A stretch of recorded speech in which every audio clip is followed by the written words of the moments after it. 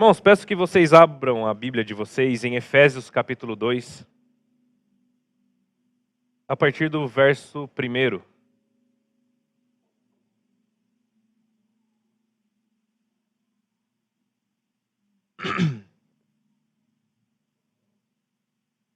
Efésios capítulo 2, a partir do versículo 1 até o 10.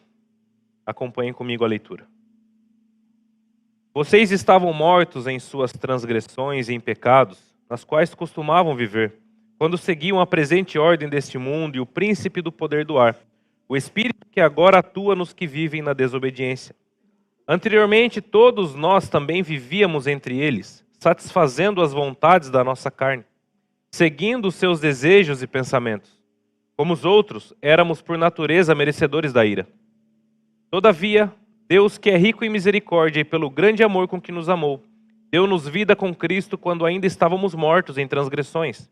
Pela graça vocês são salvos. Deus os ressuscitou com Cristo e com Ele nos fez assentar nas regiões celestiais em Cristo Jesus, para mostrar, nas eras que hão de vir, a incomparável riqueza de sua graça, demonstrada em sua bondade para conosco em Cristo Jesus. Pois vocês são salvos pela graça, por meio da fé. Isso não vem de vocês, é um dom de Deus. Não por obras para que ninguém se glorie, porque somos criação de Deus realizada em Cristo, para fazermos boas obras, as quais Deus preparou antes para nós a praticarmos. Vamos orar? Senhor, nós te agradecemos por esse domingo, te agradecemos por todas as pessoas que estão aqui presentes, as que nos assistem também online, Pai. Peço que o Senhor esteja me usando, Pai, apenas como uma ferramenta nas tuas mãos para a edificação da tua igreja. Que o Senhor possa falar através de mim e que o seu evangelho, o verdadeiro significado da cruz, possa ser enfatizado hoje aqui. E aqueles que ainda não entenderam o significado da cruz de Cristo, possam entender tanto agora de manhã como pela noite, quando vamos abordar esse assunto. É isso que eu te peço e te agradeço em nome de Jesus. Amém. Esse mês nós estamos falando sobre um tema de relacionamentos que transformam. Quem aqui já teve algum relacionamento que transformou a sua vida? Os relacionamentos, eles transformam a nossa caminhada, eles transformam quem nós somos e a nossa vida. Mas existe um relacionamento que transformou a sua vida infinitamente mais do que qualquer outro relacionamento que você já teve na sua vida. E não só transformou a sua vida aqui na terra, como te deu uma segurança no porvir. Esse relacionamento é com Cristo. Esse relacionamento é com Jesus, que pagou o seu preço na cruz do Calvário em meu e em seu lugar. Esse relacionamento nós jamais podemos quebrar. Esse relacionamento não partiu de nós, foi uma iniciativa de Deus. Certa vez Billy Graham disse que a coisa mais extraordinária de todos os tempos não foi o homem ter pisado na lua, mas Deus ter pisado na terra. E esse Deus pisou na terra para ter um relacionamento íntimo com você e comigo. Ele não se esvaziou de sua glória por um motivo banal. Ele não se esvaziou de sua glória para não ter um compromisso conosco. Ele se entregou por nós. E Ele quer ter um relacionamento íntimo com cada um de nós. Porque esse relacionamento parte dele. A grande diferença do cristianismo para qualquer outra religião que professa qualquer outra fé em outro Deus é que as pessoas buscam esse Deus. No cristianismo foi diferente. Deus veio até o homem, porque nós estávamos mortos em transgressões e em pecados. Paulo escreveu essa carta de Efésios, provavelmente no ano 60, 62 da era cristã. Paulo estava preso, em sua prisão domiciliar em Roma, onde ele escreveu mais de uma carta. A cidade de Éfeso, ela era um império na época, na parte da Ásia do Império Romano. E ela girava em torno da deusa Diana, ou Ártemis, O templo de Diana ficava em Éfeso e era considerada uma das 7 maravilhas do mundo antigo. O comércio da cidade de Éfeso girava em torno dessa deusa. Ele era uma cidade totalmente idólatra. Era uma cidade que vivia para essa finalidade. Mas, falando sobre isso, nós temos que ressaltar que Paulo aparentemente não está corrigindo nenhuma falha doutrinária na igreja. Paulo não está chamando a atenção dos irmãos com relação a condutas erradas, como por exemplo ele fez em Corinto. Paulo está aqui expondo a sua visão teológica acerca da salvação, e Paulo está aqui também lembrando os irmãos das maravilhas e as implicações que a vida com Cristo traz. Ele lembra as bênçãos espirituais que nós temos em Cristo, e também lá no capítulo 6 ele lembra da batalha espiritual. Paulo não só lembra das bênçãos que nós temos de ser cristãos, ou para onde isso vai nos levar, ou que finalidade tem de sermos cristãos, como também ele lembra que no mundo nós teremos lutas e batalhas, e essa batalha não é contra homem ou contra sangue, mas contra principados e potestades. Então Paulo ele cita os dois lados da moeda, mas sempre lembra os irmãos para que se mantenham firmes na fé. Porque o que nos espera é muito maior e muito mais superior do que qualquer coisa que nós possamos passar aqui nessa terra. Do versículo 1 ao 3, peço que os irmãos acompanhem comigo.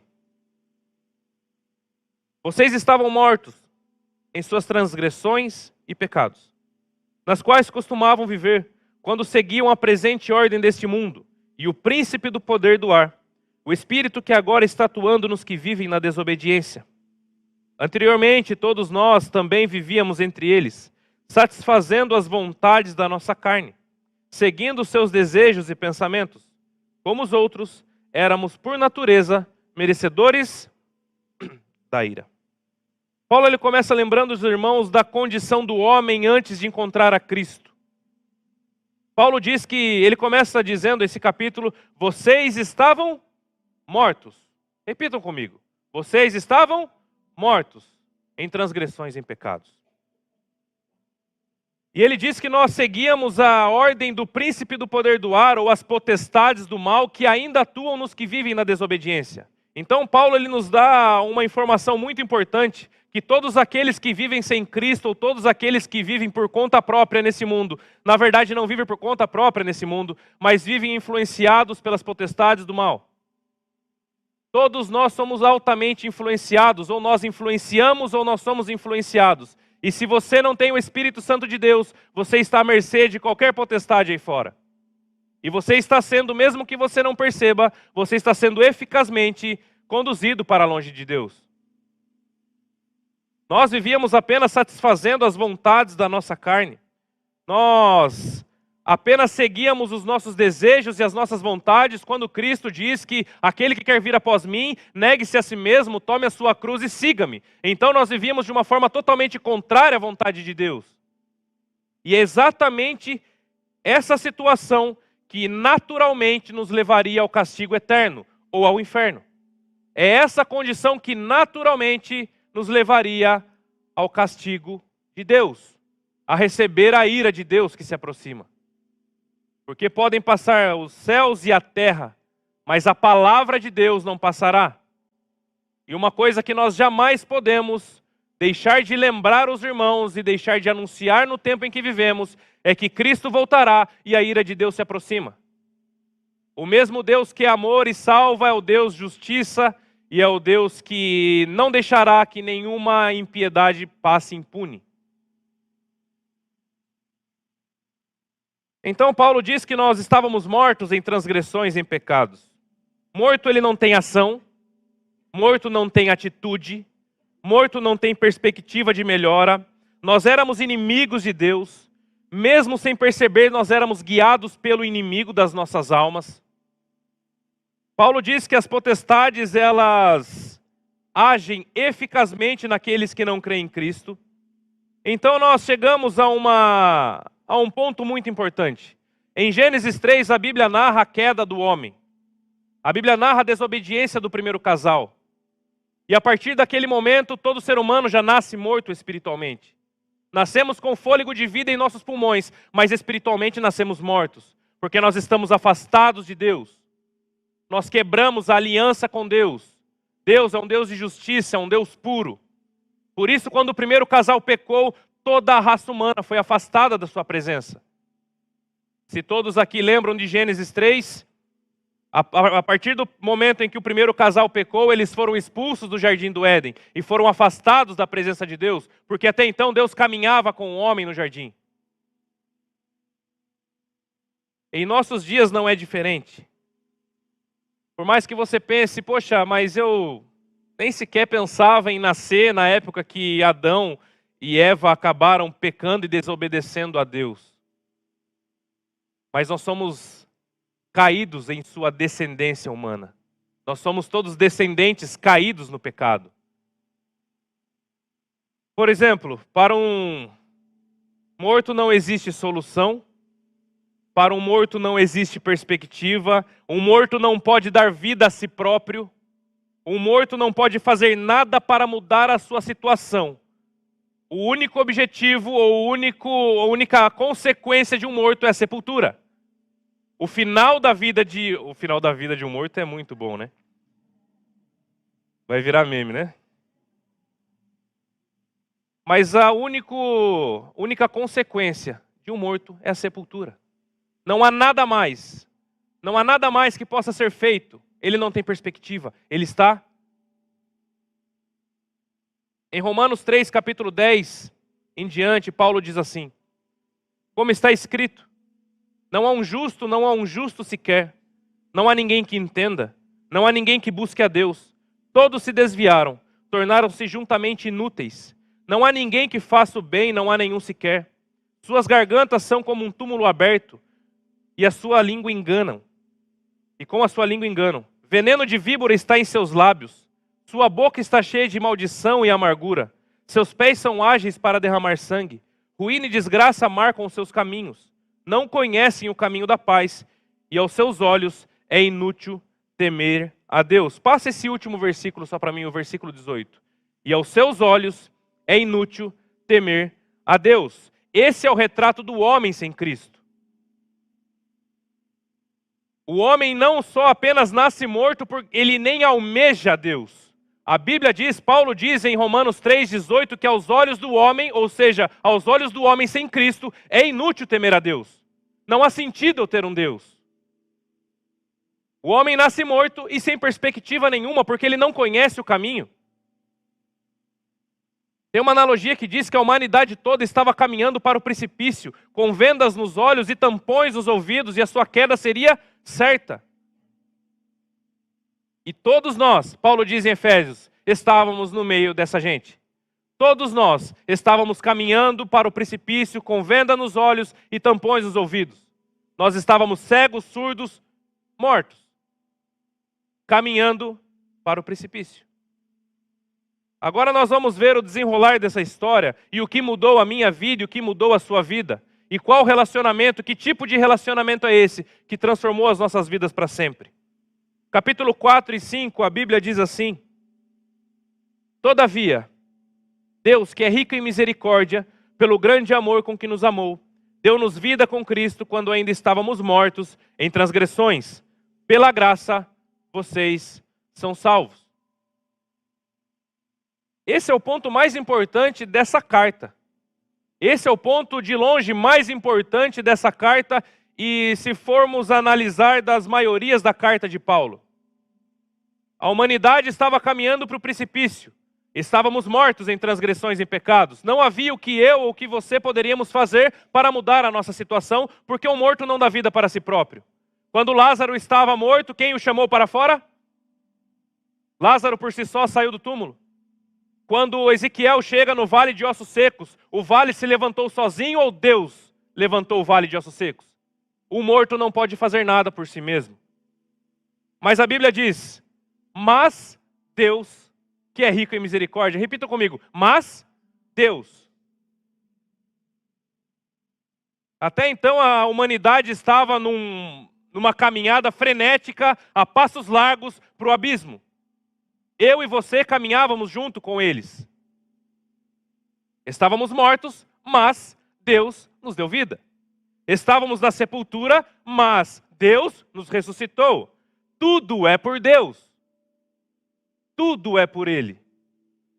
Estávamos sem perspectiva nenhuma. E nem sequer queríamos um relacionamento com Deus, porque aos olhos do homem antes de Cristo é inútil temer a Deus. Nem sequer nós almejávamos isso. Não é algo que tem dentro de você ou dentro de mim. Ele nos amou primeiro. Ele nos amou desde o ventre da nossa mãe, como diz o salmista. Ele nos viu quando ainda éramos um embrião. Você não é um acidente. Você foi projetado, você foi planejado. A obra de salvação foi planejada na sua vida pelo Pai. Se estamos aqui hoje é porque Ele interviu na nossa caminhada. Se estamos aqui hoje é porque Ele tirou a venda dos nossos olhos, tirou os tampões dos nossos ouvidos. Aí sim nós podemos ver que tinha um precipício à frente. Aí sim nós podemos enxergar que tinha um perigo à frente. E podemos nos converter e voltar ao caminho de segurança. Ele fez isso por nós. A salvação não acontece de baixo para cima, mas de cima para baixo. Porque Ele buscou o seu povo. Jesus não morreu para possibilitar a salvação ao homem, não. Jesus ele morreu para salvar eficazmente o pecador. Ele não morreu para deixar um presente em cima de uma mesa e você vai lá e se não você despreza, não. Ele morreu para salvar o pecador. Jesus não derramou nenhuma gota do seu sangue em vão. O evangelho consiste em Deus se esvaziando da sua glória para resgatar um povo para a redenção. Versículos 6 e 7, acompanhem comigo.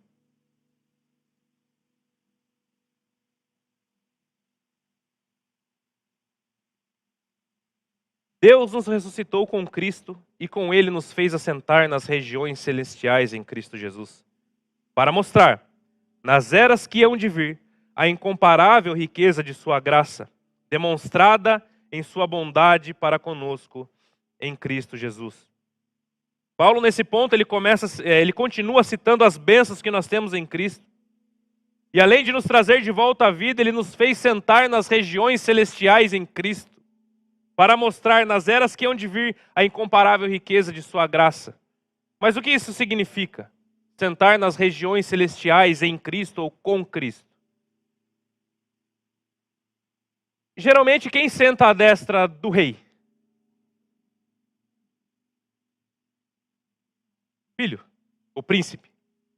Geralmente o rei é no trono e à direita sempre está o filho. Isso nos mostra que nós estamos com Cristo sentado à destra do Pai. Porque antes nós éramos inimigos de Deus, mas de uma condição de inimigo nós passamos a ser chamados filhos, como diz Paulo. Você não é apenas mais uma criatura feita por Deus. Você, além de uma criatura feita por Deus, você é um filho amado de Deus, que Ele pagou com o preço do seu próprio sangue na cruz do Calvário, para ter você sentado à destra dele junto com Cristo Jesus. Temos um lugar reservado. Vocês já pararam para pensar nisso? Nós temos um lugar reservadinho para você e para mim lá. Não tem nada que eu ou você possamos fazer para perder esse lugar, porque esse lugar nós ganhamos de graça. Nós temos um lugar especial na mesa do Senhor. E um dia nós participaremos das bodas do Cordeiro. Um dia em que todos nós, todo o povo de Deus espalhado por toda a face da terra, de todos os tempos, estarão sentados banqueteando com o próprio Deus.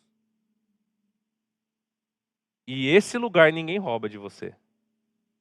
E isso nada vai tirar de você e de mim, porque foi reservado pelo próprio Cristo. E isso mostrará a plenitude da bondade, da graça de Deus e do amor de Deus por nós. Deus nos amou como? Na cruz. Deus nos amou como? Com atitudes e com ação. Eu sempre digo, amor não é apenas sentimento. Amor não se traduz por sentimento, porque quando Deus te amou, Ele apenas não sentiu esse amor, mas Ele agiu de acordo com esse amor, mandando o seu Filho morrer na cruz por você e por mim. Nós jamais poderíamos ter qualquer dúvida acerca do amor de Deus por nós. Foi tão grande, é tão grande esse amor, que o seu único filho desceu para subir numa cruz que era sua e que era minha. Versículo 8 e versículo 9. Acompanhem comigo. Pois vocês são salvos pela graça, por meio da fé. E isso não vem de vocês, é um dom de Deus. Não por obras para que ninguém se glorie. Salvação vem de graça. Salvação vem por meio da fé em Cristo Jesus, que é o único justo que nos justifica. A justiça não é nossa. Nós entraremos no céu considerado justos. Mas a justiça não é minha e nem sua. A justiça é transferida de Cristo para nós porque nós cremos no seu Filho. Não é nada do que poderíamos fazer por nós mesmos para que nós não viéssemos a nos gloriar se nós fôssemos salvos por conta própria, ou se nós fôssemos salvos por alguma coisa que fizemos. Nós chegaríamos no céu e sentaríamos naquela cadeira que eu acabei de dizer e falaríamos: nossa, eu estou aqui porque eu mereci. Eu estou aqui porque, olha, eu fiz algo por merecer, não é? Eu estou aqui banqueteando porque eu sou melhor do que aqueles que estão queimando no inferno agora. Porque ao mesmo tempo em que nós estaremos banqueteando com Cristo, estarão pessoas no inferno sofrendo o castigo eterno. Então, para que ninguém se glorie de absolutamente nada, a salvação é pela graça, por meio da fé em Cristo Jesus. E isso não vem de você, nada de você, nunca vem de você, isso vem de Deus.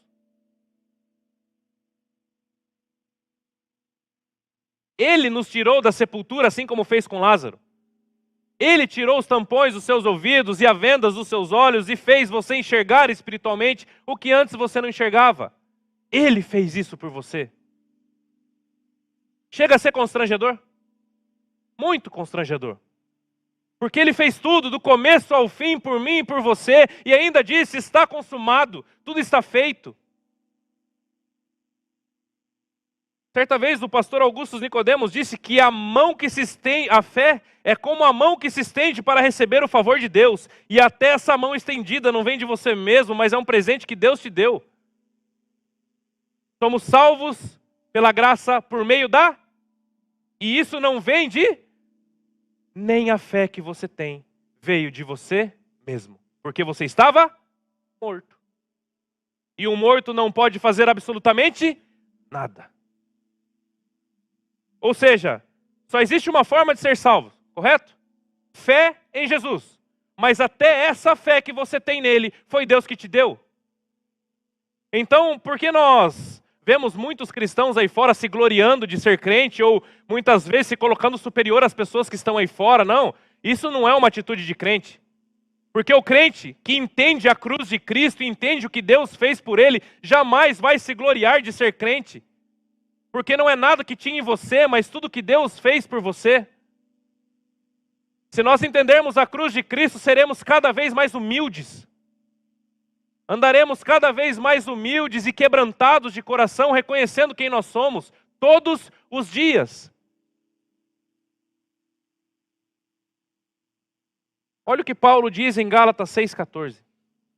Quanto a mim, que eu jamais me glorie, a não ser na cruz do nosso Senhor Jesus Cristo, por meio da qual o mundo foi crucificado para mim, e eu para o mundo. Paulo é considerado por muitos o maior cristão de todos os tempos, depois daquele que inaugurou o cristianismo, que foi o nosso Jesus Cristo. É uma pessoa que o mundo todo conhece, que é considerado por muitos o super apóstolo Paulo, e ele mesmo diz que eu não me glorie de absolutamente nada, a não ser na cruz de Cristo, que é o único meio pela qual eu tenho uma vantagem. É o único meio pela qual eu fui salvo. Não é porque eu já preguei 3 vezes ao redor do mundo, não é porque eu fundei inúmeras igrejas, não é porque através da minha boca Deus converteu milhares de pessoas, não. Se eu tenho que me gloriar de alguma coisa, é apenas na cruz de Cristo. Só. Porque você é justo por causa da cruz. Se você chegasse no banco amanhã e você descobrisse que tem uma dívida... Oi? Astronômica. Que palavra bonita. Vou colocar no meu cachorro esse nome, ele ainda não tem nome. Astronômica. Se você chegasse amanhã no banco e descobrisse que tem uma dívida que nem que você trabalhasse o restante da sua vida aqui na Terra, sem gastar nada, você jamais conseguiria pagar nem 1% dessa dívida. Você ficaria em crise? No mínimo chateado você sairia, né? Você não sairia dando risada do banco. A não ser que você seja muito desapegado a tudo. Era assim a nossa situação perante Deus. Você tinha uma dívida ofensiva à santidade de Deus, porque os nossos pecados ofendem o caráter de Deus. A ira de Deus estava pronta para esmagar a sua cabeça. Mas aí você descobre que chegou alguém lá e pagou aquela dívida toda. Você não fez nada para merecer, você nem sequer conhecia o pagador, apenas está pago. Olha, irmão Dionísio, agora, pastor Dionísio, eu vou citar você que você falou a palavra bonita aí.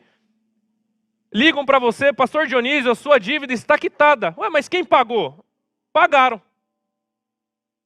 Foi exatamente assim que Jesus fez por mim e por você, porque nós éramos mortos, nós não o conhecíamos, nós nem sequer queríamos conhecer. E Ele mesmo assim, quando estávamos mortos, Ele nos pagou a dívida. Você está quitado perante Deus por causa de Cristo. É uma dádiva. É o maior milagre que existe. Não existe milagre maior do que a salvação.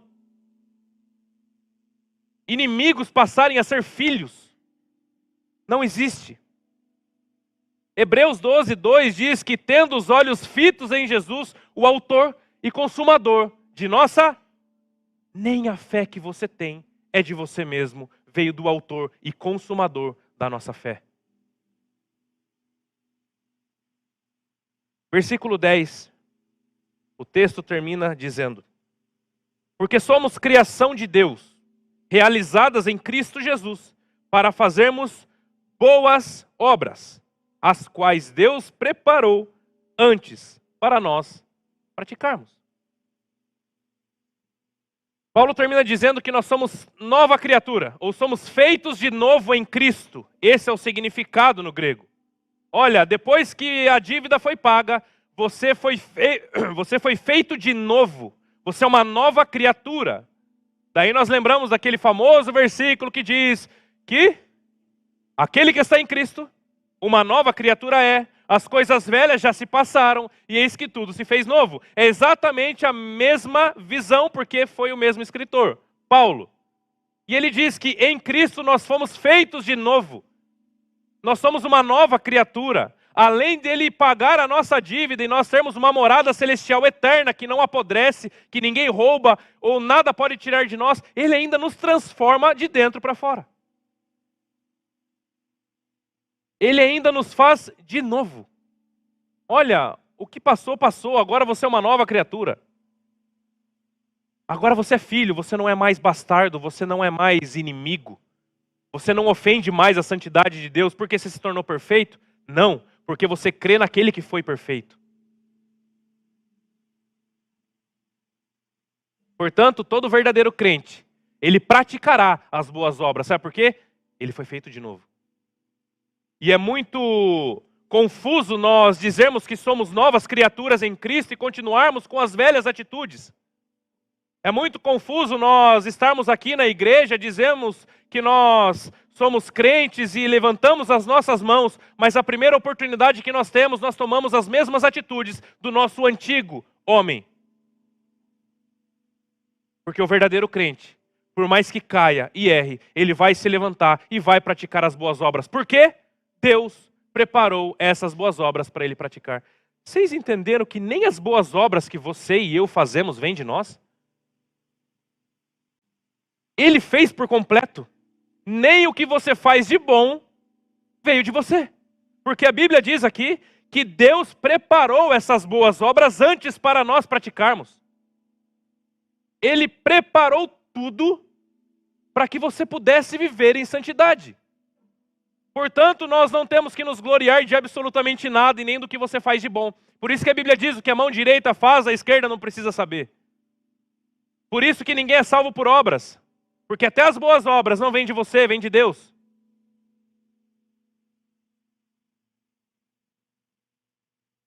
E boas obras aqui, irmãos, é importante nós frisarmos que não é apenas ajudar os necessitados e os pobres.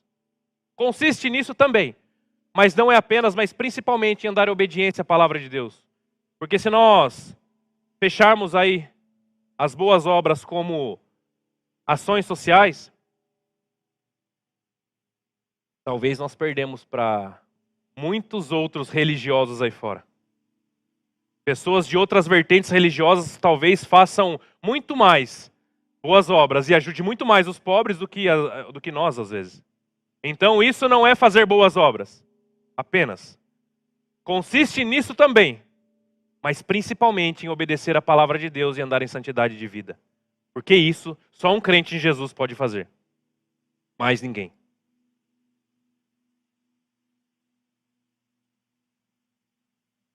Em Romanos 8, 35 e 39, Paulo diz mais uma coisa. Quem nos separará do amor de Cristo? A tribulação, a angústia, a perseguição ou a fome, ou a nudez, ou o perigo ou a espada? Como está escrito, por amor de ti somos entregues à morte todo o dia. Fomos reputados como ovelhas para o matadouro. Mas em todas essas coisas somos mais que vencedores por aquele que nos amou. Porque estou certo que nem a morte, nem a vida, nem os anjos, nem os principados, nem as potestades, nem o presente, nem o porvir, nem a altura, nem a profundidade, nem alguma outra criatura nos poderá separar do amor de Deus que está em Cristo Jesus, o nosso Senhor. O mais incrível disso tudo que é perpétuo. Nada pode separar você do amor de Deus. Nada. Mas alguém pode pensar, poxa, mas se eu sou salvo e Cristo pagou o meu pecado, eu posso viver da forma que eu quiser aí fora, que eu não perco mesmo, está tudo garantido. Esse já é um pensamento de um não crente. Porque o crente praticará as boas obras, porque é uma nova criatura. O pensamento de, olha, eu vou fazer o que eu quiser e depois eu volto porque eu já estou salvo, não é um pensamento de uma nova criatura, mas da velha criatura que quer tomar vantagem por alguma coisa. Nada pode separar você do amor de Cristo. Nada pode tirar você da mão de Deus. Nada. Ele é soberano sobre a minha e sobre a sua vida. E nada muda isso. Feche seus olhos.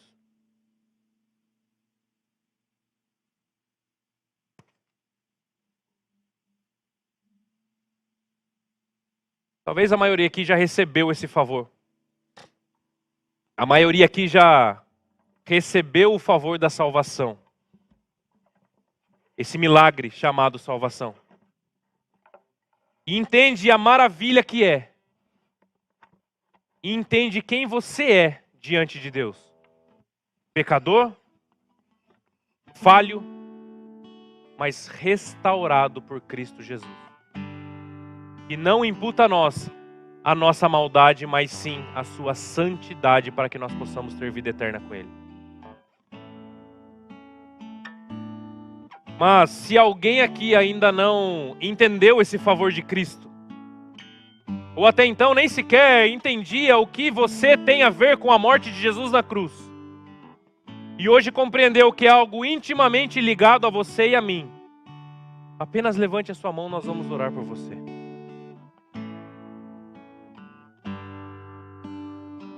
Hoje Deus nos dá a chance de sermos feitos de novo em Cristo Jesus. E para que nós tenhamos um lugar à destra do Pai nas regiões celestiais. Levante a sua mão, nós vamos estar orando por você. E talvez você que já recebeu a Cristo, mas entende que precisa se reconciliar com Ele. Não tem vivido uma nova vida de uma nova criatura. E quer fazer isso essa manhã. Levante a sua mão, nós vamos estar orando por você. Deus abençoe a sua vida.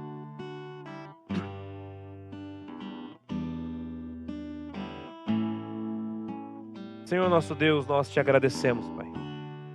Nós te agradecemos porque o Senhor fez tudo por nós. Te agradecemos porque do começo ao fim foi obra das tuas mãos. Nos perdoe pelas nossas transgressões e pecados. Nos perdoe porque antes nós éramos inimigos do Senhor e nem sequer nós queríamos olhar para o Senhor. E foi exatamente nesse momento que o Senhor subiu numa cruz em nosso lugar. Te agradecemos, Pai, porque o Senhor fez algo por nós que nós jamais conseguiríamos fazer nem o começo. E nós sabemos que se nós fecharmos os nossos olhos nessa terra hoje, nós estaremos com o Senhor. Nós estaremos na glória dos céus. sentado à mesa, celebrando com o Senhor e com o seu povo. Nos faz viver em novidade de vida, Pai. Nos faz praticarmos as boas obras assim como o Senhor preparou para nós praticarmos. Nos faz novas pessoas, novas criaturas, e que o mundo possa ouvir falar do Senhor através da nossa boca, porque nós somos o sal da terra e a luz do mundo. Te agradeço, Pai, por essa manhã, te agradeço pelas pessoas que nos assistem online, que essa palavra possa ter entrado nos corações das pessoas, e que nós possamos sempre, Pai, andar em humildade, porque não há motivo para glória nenhuma, porque o Senhor fez tudo por nós. É isso que eu te peço e te agradeço em nome de Jesus. Amém.